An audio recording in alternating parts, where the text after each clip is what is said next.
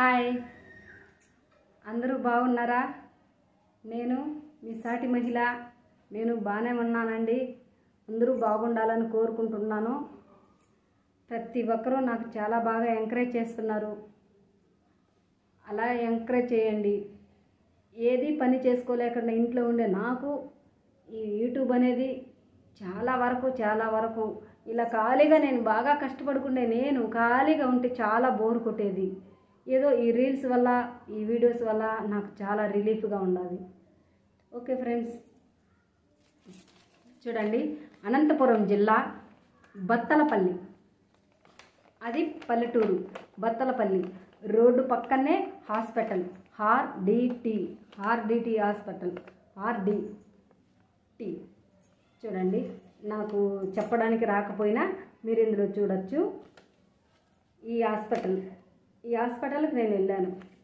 మనం వచ్చి అనంతపురంలో దిగేసి వెళ్తే 45 రూపాయలు బస్ ఫేర్. బస్కి వెళ్తే హాస్పిటల్ దగ్గర దిగుతాం. అదే ధర్మవరంలో దిగేసి హాస్పిటల్ కాడికి 30 రూపాయలు ఆటో స్పేర్, సర్వీస్ ఆటో ఉంటుంది.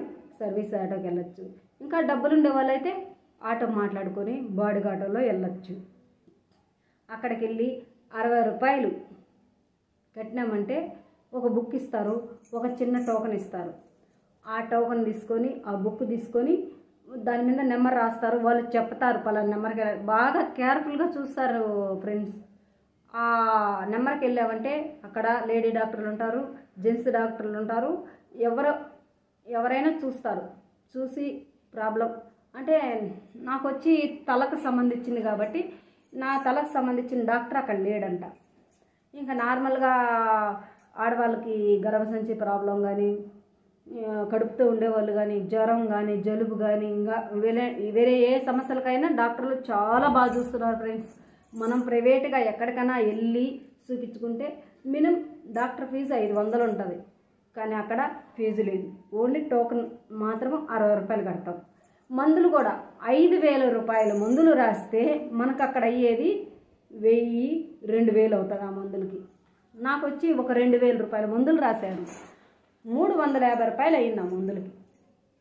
అంటే మామూలుగా నాకు కడుపు నొప్పి వస్తుందని చెప్పాను. దాన్ని బట్టి రాశారు. కళ్ళు తిరిగేది తగ్గేదానికి రాశారు. దానికి 350 రూపాయలు అయింది.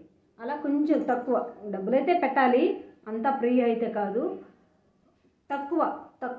తక్కువ బయట చూపించుకునే దానికంటే ఇక్కడ చాలా తక్కువ.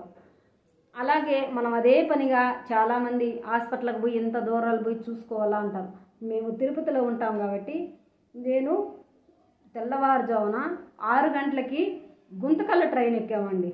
గుంతకల్ ట్రైన్ ఎక్కి గుంతకల్లో దిగేసి గుంతకల్ నుండి ఆటో అయినా బస్సు అయినా పట్టుకొని కసాపురం అనే ఒక ఆ ఊరికి వెళ్ళాము. అక్కడ ఆంజనేయ స్వామి టెంపుల్ ఉంది. చాలా పాతది అయినా చాలా బాగుంటుంది. నిద్ర చేస్తే చాలా మంచిది అన్నారు. అక్కడికి వెళ్ళి నిద్ర చేసి మార్నింగ్ లేచి మళ్ళీ హాస్పిటల్కి వచ్చాము. రూములు కూడా అవకాశం ఉందండి. రూమ్ అవకాశం ఉంది. కానీ మాకైతే మేము నిద్ర చేయడానికి వెళ్ళాము. గుడికాడే నిద్ర చేయాలి కాబట్టి మేము రూమ్ అయితే తీసుకోలేదు. పోయేసి కోనేటి నుండి కొలాయిలకు డైరెక్ట్గా నీళ్ళు వచ్చేటి ఉన్న అవకాశం ఉంది. అక్కడ పోయి స్నానం చేయాలి.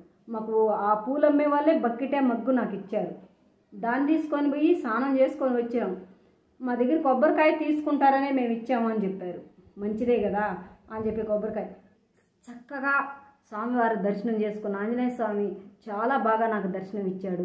ఆ నైట్ అంతా అక్కడ నిద్రపోయాను. చాలా హాయిగా అనిపించింది. మళ్ళా తిరిగి అక్కడి నుండి గుంతకల్ నుండి అనంతపురం ట్రైను 20 రూపాయల టికెట్. అనంతపురం నుండి బత్తలపల్లికి 45 రూపాయలు. ఇలా జర్నీ చేసి అక్కడ హాస్పిటల్లో చూపించుకొని బత్తలపల్లి నుండి ధర్మవరానికి వచ్చి ధర్మవరం నుండి తిరుపతి వచ్చి చేరాను ఫ్రెండ్స్. కానీ నాకు తలకైతే చూసే డాక్టర్లు లేరు. ఒక్కసారి తల స్కానింగ్ తీయమన్నారు.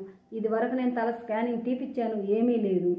కానీ ఇంకా డబ్బులు సర్దుబాటు చేసుకొని తల స్కానింగ్ తీపించుకోవాలా. మీకు ఎవరికన్నా ఒంట్లో బాగోలేకపోతే మీకు ఏమైనా ఉపయోగపడుతుందేమో, డబ్బులు తక్కువగా ఉండేవాళ్ళు ఎవరన్నా ఇలా దేవుడి దర్శనం చేసుకొని అలా హాస్పిటల్కి పోయి చూసుకొని వచ్చేవాళ్ళు ఉంటే కంపల్సరీ వెళ్ళండి, చూపించుకోండి. అందరూ బాగుండాలా, ఆరోగ్యంగా ఉండాలా, ఆనందంగా ఉండాలా అనేదే నా ఉద్దేశం. Bye friends, thank you.